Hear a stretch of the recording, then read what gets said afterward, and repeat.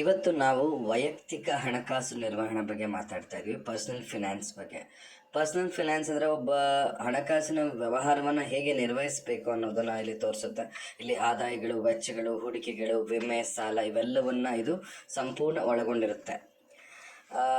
ಹೇಗೆ ನಮ್ಮ ಆದಾಯ ಯಾವ ಮೂಲಗಳಿಂದ ಬರುತ್ತೆ, ಅದು ಸಂಬಳವಾಗಿರ್ಬೋದು ಅಥವಾ ನಮಗೆ ಬರುವಂಥ ಬಾಡಿಗೆಗಳಾಗಿರ್ಬೋದು, ಏನೇ ಇರ್ಬೋದು, ಹೂಡಿಕೆಯಿಂದ ಬರುವಂಥ ಹಣಗಳಾಗಿರ್ಬೋದು, ಅದನ್ನು ಎಲ್ಲಿ ಹೂಡಿಕೆ ಮಾಡಿದ್ರೆ ಸೇಫ್. ನಾನು ಹೇಳ್ತೀನಿ, ನೀವು ಹೂಡಿಕೆ ಮಾಡೋದಾದರೆ ಗೋಲ್ಡ್ ಮೇಲೆ ಹೂಡಿಕೆ ಮಾಡಿ, ಅದು ನಿಮ್ಮನ್ನು ಸುರಕ್ಷಿತಗೊಳಿಸುತ್ತೆ. ಇಲ್ಲ ಭೂಮಿ ಮೇಲೆ ಇನ್ವೆಸ್ಟ್ಮೆಂಟ್ ಮಾಡೋದ್ರಿಂದ ಅದು ಕೂಡ ನಮಗೆ ಒಳ್ಳೆ ಲಾಭವನ್ನು ತಂದುಕೊಡುತ್ತೆ ಅಂತ ನಾನು ಹೇಳ್ತೀನಿ.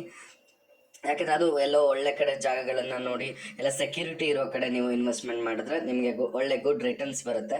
ಜೊತೆಗೆ ಮುಂದಿನ ಭವಿಷ್ಯಕ್ಕಾಗಿ ನೀವು LICಲಿ ಒಂದು ಪಾಲಿಸಿ ಅಥವಾ ಯಾವುದೇ ವಿಮೆಗಳಲ್ಲಿ ಪಾಲಿಸಿ ಮಾಡಿಸೋದ್ರಿಂದ ಅದು ಮುಂದಿನ ಭವಿಷ್ಯ ನಮಗೇನಾದ್ರು ಅನಾಹುತ ಆಗುವಂಥ ಸಂದರ್ಭಗಳಲ್ಲಿ ನಮ್ಮ ಫ್ಯಾಮಿಲಿನ ಸೆಕ್ಯೂರ್ ಮಾಡುತ್ತೆ.